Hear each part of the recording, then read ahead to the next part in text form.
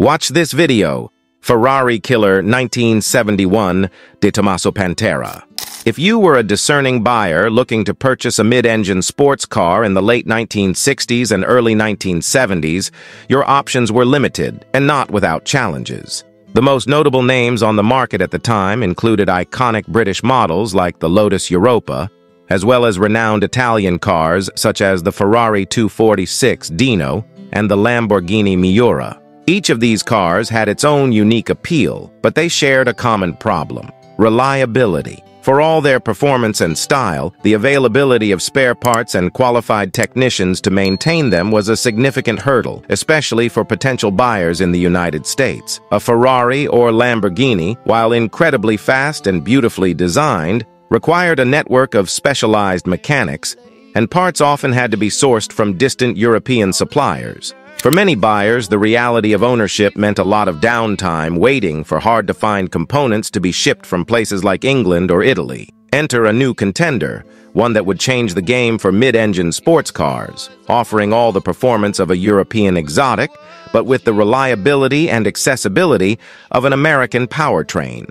This car was not only affordable, but also practical and capable of massive performance upgrades using off-the-shelf parts. It was America's answer to the European supercars of the era. That car was the legendary De Tomaso Pantera, the year the car was born. De Tomaso Pantera, named after the Italian word for panther, was the brainchild of Alejandro De Tomaso, an Argentine-born former Formula One driver. De Tomaso had a passion for motorsport and high-performance cars. He began his racing career in Formula One in 1957, driving for a private Italian team. While he showed promise as a competent driver, he never achieved the success of a world champion. By 1959, he shifted his focus from racing to automobile manufacturing, founding the De Tomaso Company. His goal was to design race cars, prototypes, and eventually road cars. De Tomaso's first road car was the Vallelunga, a compact and agile sports car with a modest production run of just 59 units.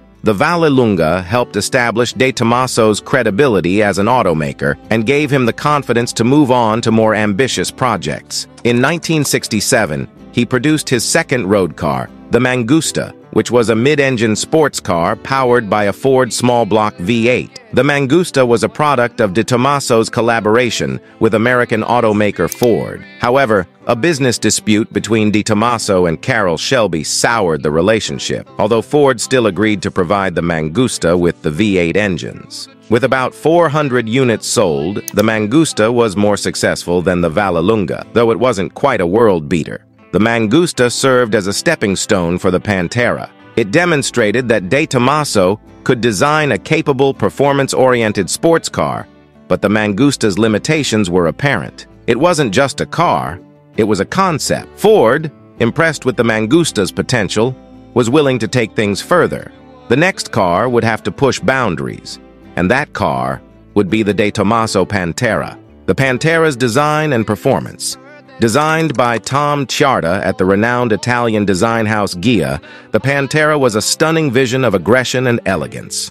Tjaarda's design mixed sharp, angular lines with soft curves to create a car that was both menacing and beautiful. From the flip-up front headlights to the repurposed Alfa Romeo Berlinetta tail lights, the Pantera was a masterpiece of Italian automotive design. With its low-slung body and wedge shape, the Pantera exuded an aura of pure performance. When it was unveiled at the 1970 New York Auto Show, it immediately turned heads and captured the imagination of car enthusiasts worldwide. The Pantera's chassis was a steel monocoque design that employed a fully independent suspension with coil-over shocks and unequal-length A-arms, a feature designed with performance-minded drivers in mind. The four-wheel disc brakes, manual rack and pinion steering, and the overall setup promised an engaging high-performance driving experience that could rival any of the European competition.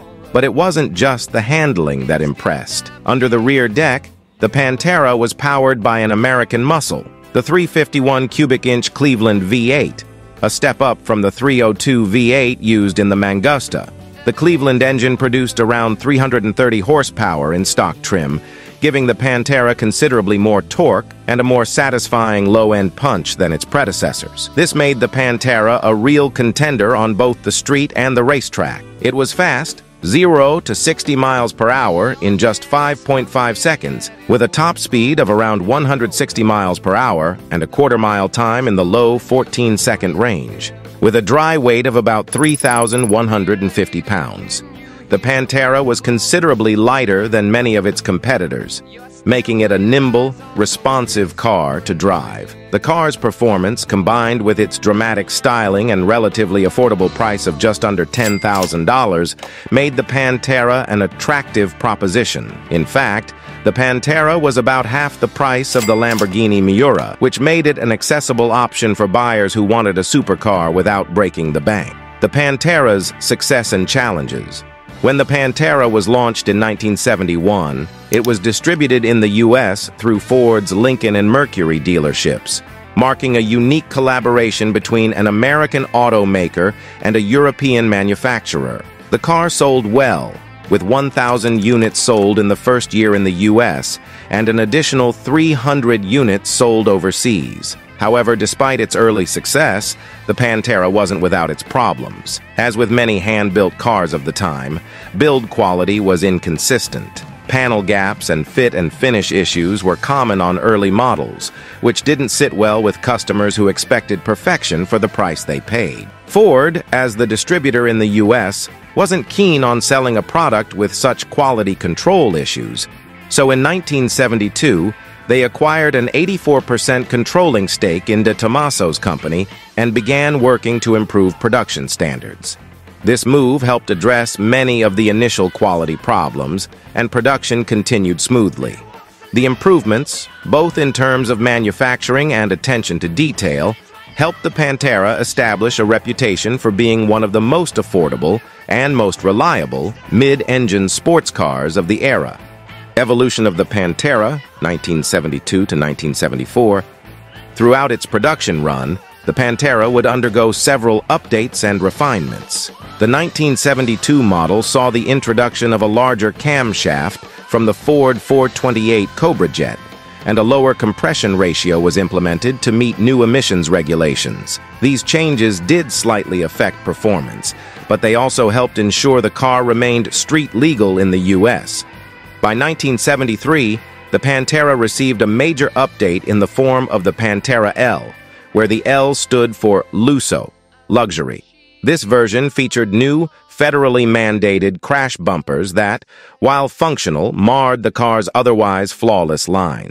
The Lusso also benefited from a refreshed interior with an updated dashboard and improvements to the seating and driving position. Performance-wise, power dropped to around 265 horsepower for the U.S. market, but the car still retained its strong handling capabilities. The Pantera Lusso also won accolades, including Import Car of the Year from Road and Track. Meanwhile, in Europe, Tomaso introduced the Pantera GTS, a higher performance version designed for group racing. These GTS models featured a higher compression ratio for the 351 V8 and a number of other enhancements that boosted power to around 345 horsepower. Unfortunately, due to emissions regulations in the U.S., only a small number of GTS models were sold there, and these cars were mostly cosmetic upgrades with exterior trim changes rather than major performance improvements. The decline and revival of the Pantera, 1975 to 1980, despite its early success, by 1975, the Pantera's future in the United States began to look uncertain. Ford pulled the Pantera from American dealerships due to a combination of factors: the end of the 351 Cleveland's production in the U.S., slowing sales, and the rising fuel crisis, which made large V8-powered sports cars less attractive. Nonetheless, production continued abroad, and the Pantera remained in production in limited numbers, with sales continuing through various gray market channels. In 1980, Tomaso introduced the Pantera GT5, a major overhaul of the original design. The GT5 featured a full body kit with wider fenders, a more aggressive front valance, and a massive rear wing. The car also received an increase in power, with output rising to more than 350 horsepower. The GT5 was even more outrageous than its predecessor, with enormous 345 series tires at the rear,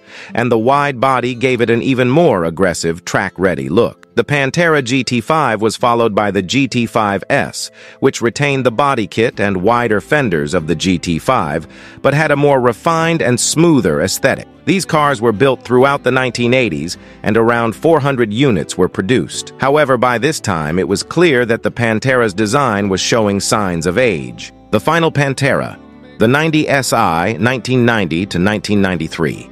The Pantera's final iteration came in 1990 with the Pantera 90 SI, which featured a complete redesign by Marcello Gandini, the legendary designer behind the Lamborghini Miura, Countach, and Diablo.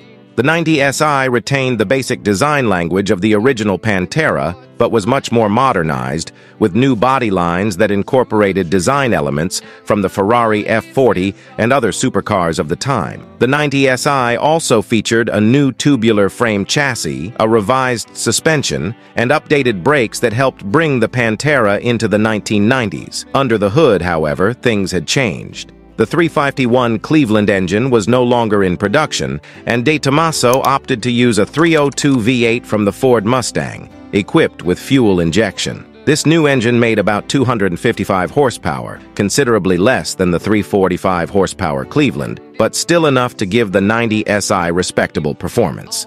Unfortunately, this was the last gasp for the Pantera. Only 41 units of the 90 SI were built, and production ended in 1993 when De Tomaso moved on to the Ghia, the successor to the Pantera. Legacy of the De Tomaso Pantera today, the De Tomaso Pantera is revered as a classic of automotive history. Its stunning design, American muscle powertrain, and unique Italian-American hybrid nature have earned it a dedicated following. Whether it's a restoration project, a Restomod candidate, or a fully original car, the Pantera remains one of the most iconic and accessible classic sports cars on the market. For many, the Pantera represents the perfect balance of performance, style, and practicality.